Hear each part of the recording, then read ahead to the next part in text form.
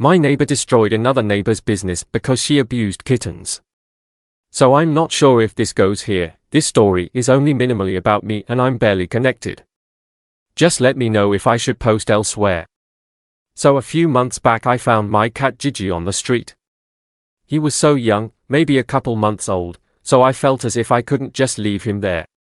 He also looked extremely malnourished and it was so heartbreaking to see. Just in case he was an escaped kitten, I posted flyers all over the neighborhood and on lost pet forums for my area. Absolutely no one contacted me, so I took him to the vet and registered him as my pet, vaccinated, chipped, and neutered when he was old enough. When I first found him, I thought he was a Russian blue. He looked exactly like them down to the face shape and eye color. As he got older, the stripes he has never faded like breeders said they would, so I abandoned the idea that he is a Russian blue. Besides, it's downright preposterous that an expensive breed of cat would be abandoned like that, right? Out of curiosity, even though he's legally my cat now, I decided to check the neighborhood watch and lost pet forums. That's when I found a post from one of my neighbors going absolutely nuclear on another neighbor, exposing her and her business. I'll call the nuclear neighbor Daisy and the total waste of air Karen. From what I read on Daisy's post, she feeds the local strays. There's one in particular, a tabby, that liked to hang out in her lawn. Her next-door neighbor, Karen, is a cat breeder, specifically for Russian blue cats. Karen hates Daisy because she feeds the strays and was worried about them ruining her business. One day, Daisy hears screaming coming from Karen's house, sounds of objects being thrown, general commotion.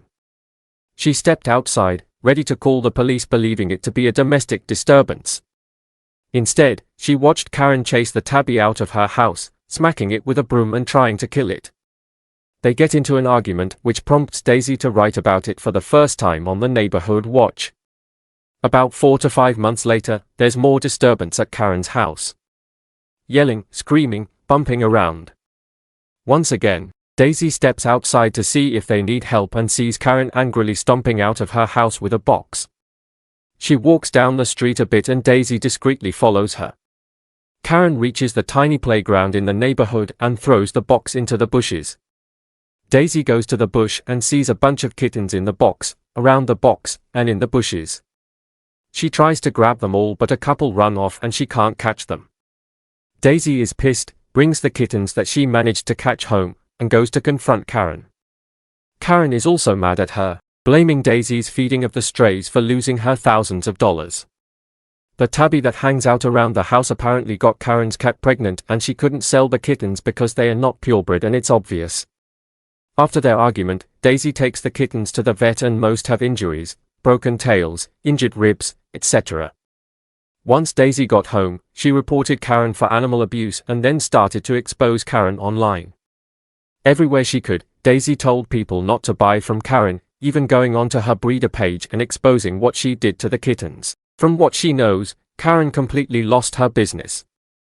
Despite this, every month Daisy will post about Karen and warn people not to buy from her just in case. Now I'm not sure if Gigi is a part of the kittens that came from that. He could very well be just a grey tabby from strays, but the timeline matches up. I'm not sure if Karen is or is going to face legal charges for the abuse she did to those kittens, but I sure damn hope so.